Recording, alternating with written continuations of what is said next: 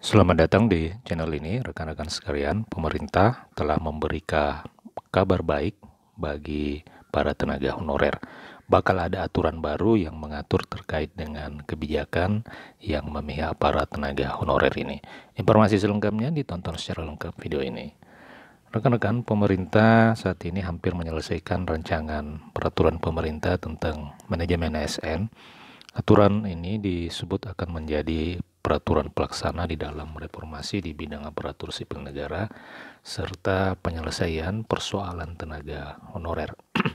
Rancangan peraturan pemerintah ini juga harus segera menemui keputusan dan harus membawa keadilan bagi seluruh pihak.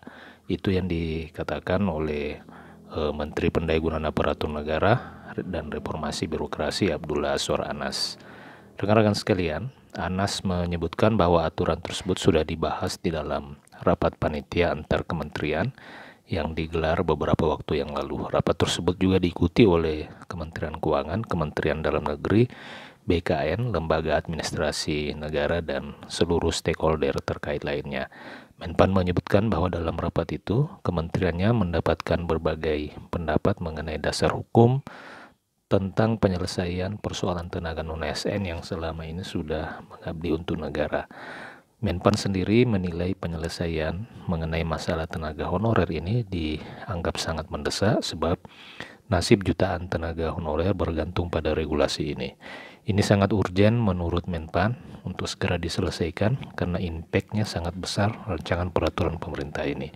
Anas juga menjelaskan bahwa salah satu langkah strategis pemerintah untuk menyelesaikan masalah tenaga honorer adalah dengan membuka formasi CASN dengan porsi dan kuota yang cukup besar.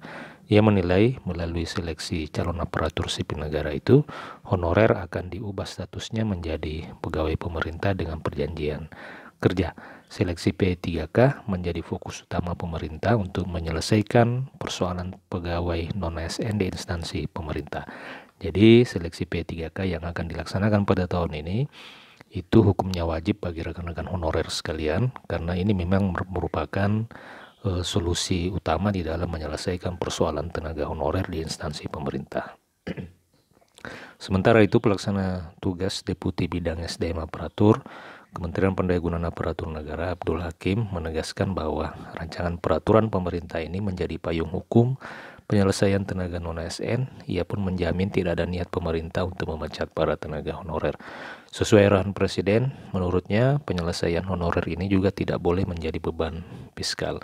Selain itu, Hakim juga menegaskan alih status tenaga honorer menjadi pegawai pemerintah dengan perjanjian kerja juga tidak akan mengubah besaran gaji yang diterima oleh para tenaga honorer. Ia mengatakan bahwa upaya penataan ini akan dilakukan sesuai dengan regulasi yang ada.